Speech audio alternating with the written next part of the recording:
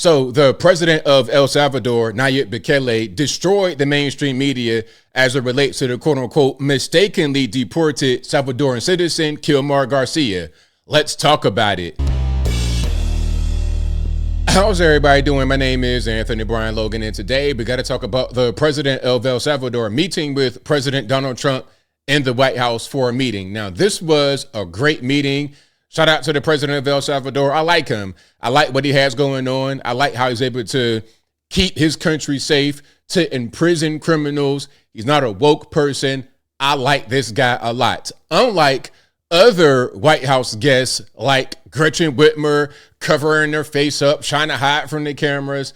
Unlike Volodymyr Zelensky coming to the White House in a pair of sweatpants talking about, can I get some more money? And if you don't, you're the problem.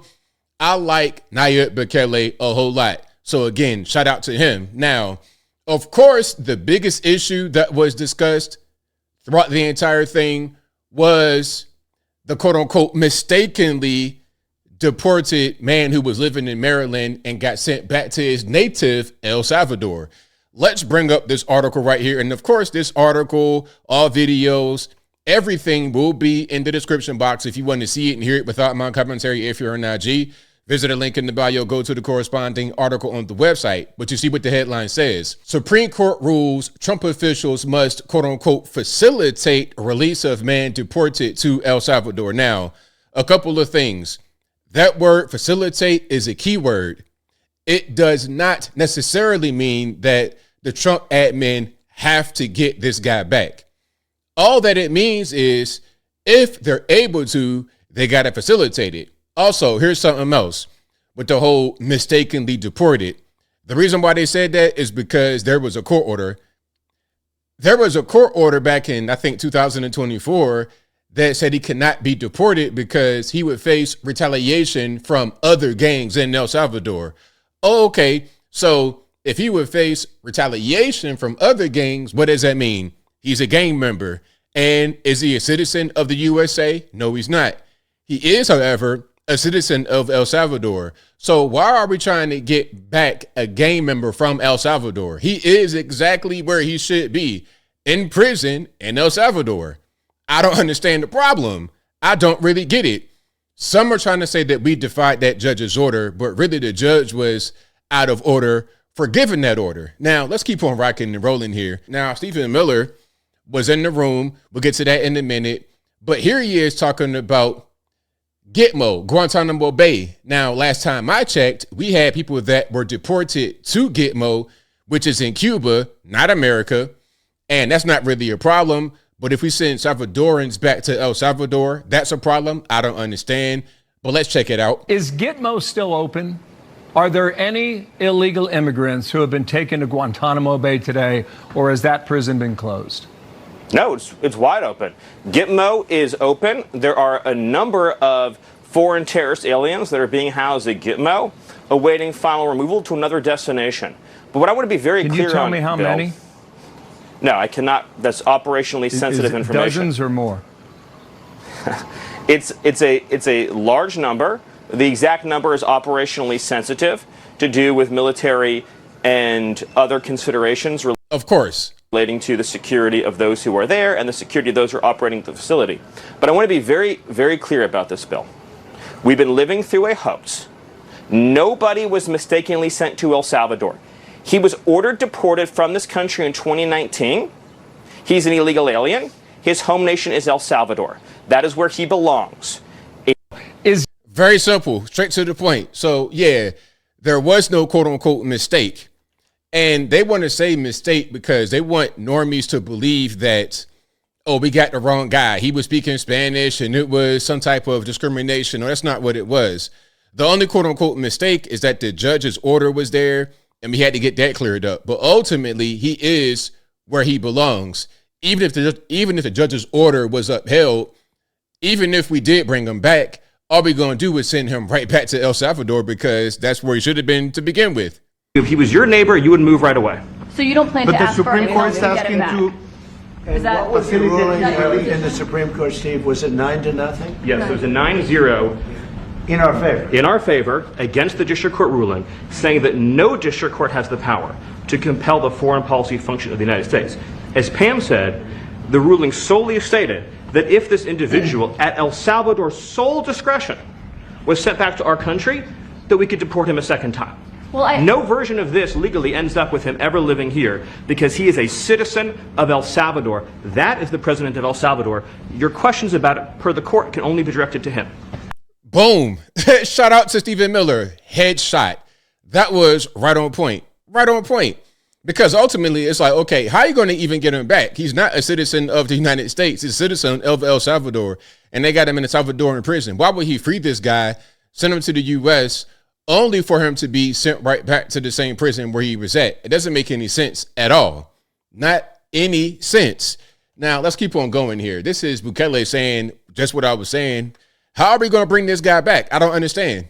How can I smuggle a terrorist into the United States? I don't have the power to return him to the United States. But you can release him inside El Salvador. Yeah, but I'm not releasing, we're not very fond of releasing terrorists into our country. We just turned the murder capital of the world into the safest country of the Western Hemisphere, and you want us to go back into releasing criminals so we can go back to being the murder capital of the world? No, that's not going to happen. They'd love to have a criminal, released into our country.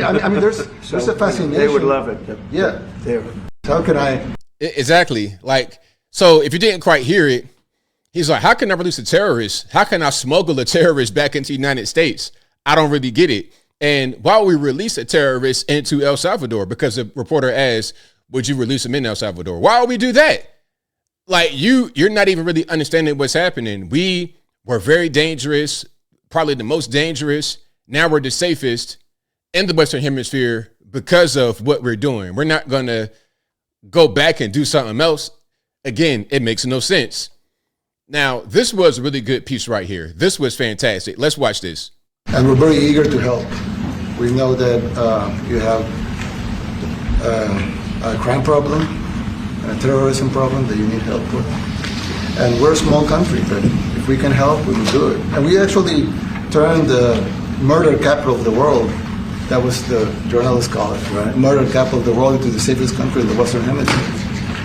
And, if sometimes they say that we imprisoned thousands.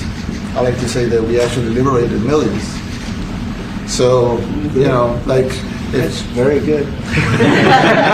Who gave him that line? Do you think I can use that? Yes. And in fact, Mr. President, you have 350 million people to liberate. Yes. But to liberate 350 million people, you have to imprison some.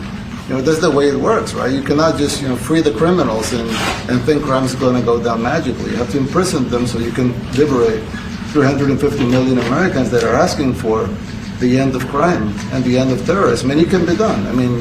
You're doing it already. And I'm sure that people have seen the change in the streets.